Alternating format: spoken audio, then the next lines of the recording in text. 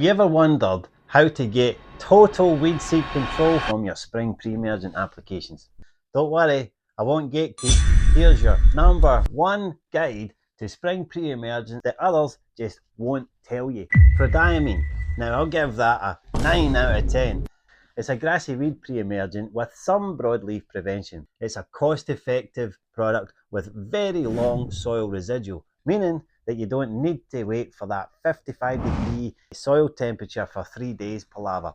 You can put it out a little bit early, not worry. Pendimethalin.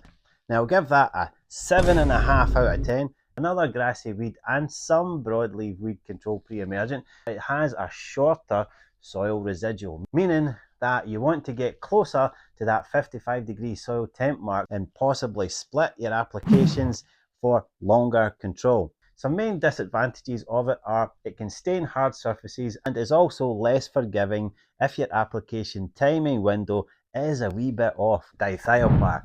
I'll give that an 8.5 out of 10. It's the only pre-emergent that can control developed young crabgrass too. Still has some broadleaf weed seed control. This gives you the flexibility in the spring, but it does have a shorter residual than Prodiamine. Dithiopar is my personal go-to pre-emergent because it has that extended post window for crabgrass control. Corn gluten meal. Now this is an organic pre-emergent that really is your only choice organically. I'll give it a 4 out of 10 overall because you need to apply at least 20 pounds per 1,000 square feet for control, and that will still only give you, according to studies, around about 58% of weed seed control, while giving your lawn a whopping 1.8 pounds of nitrogen per 1,000 square feet, which is too much. Mesotrione is a 7 out of 10, but is a 10 out of 10 if you're seeding. Now this is the only pre-emergent to use when you're growing in new seed, but where people go wrong is they don't realise the soil residual is super short and they get infested with weeds after it. You need to go out there every 3 to 4 weeks and reapply until you're out of that weed seed growing window. Isoxaben. Now this is a 9 out of 10 for broadleaf weed seeds, not grassy weeds. This has excellent control for dandelion, clover and chickweed. Consequently, it can be sprayed individually on your hotspots in your high activity zones, or it can be mixed with one of the top 3 pre-emergents for top level control. Now that's what the pros do. Crew.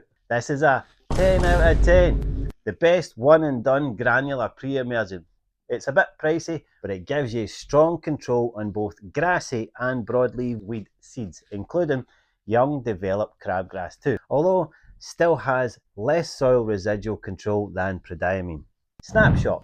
I'll give that a 7 out of 10. Another combination product designed for landscaping beds, not lawns, but it's still worth a mention. Using isoxaben and trifluralin, it keeps grassy and broadleaf weeds out of your nice zinnia patch. Cream. Now this is 5 out of 10. This is the most widely available pre-emergent for landscaping beds for grassy weeds and limited broadleaf weed seed control. Cheap product that's good for light, low risk homeowner use.